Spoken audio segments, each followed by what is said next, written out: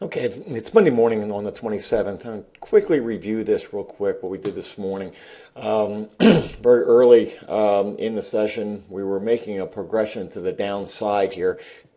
Earlier, we did not quite make it as far down as we had on a previous Fibonacci level from a larger time frame. So looking for a reversal and more continued action to the downside. Here at 6 o'clock Eastern, we did get a little bit of a rally here. This rectangle box measures a 50 to 61.8% retracement. Let me get this. 50 to 61.8% retracement, and that's how Fibonacci guides me.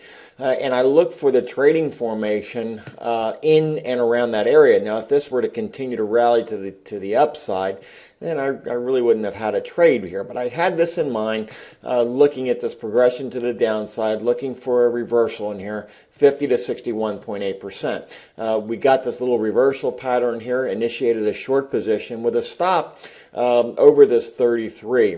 Represents another Fibonacci number based upon this progression to the downside.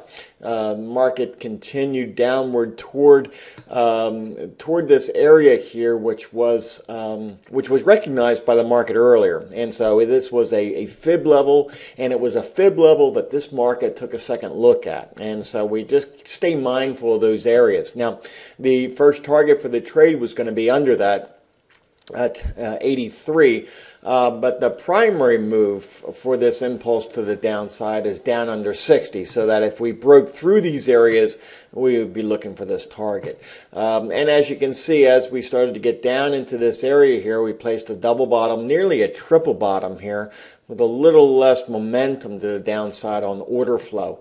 So this was a reasonable place to take 20 ticks or so off the market this morning.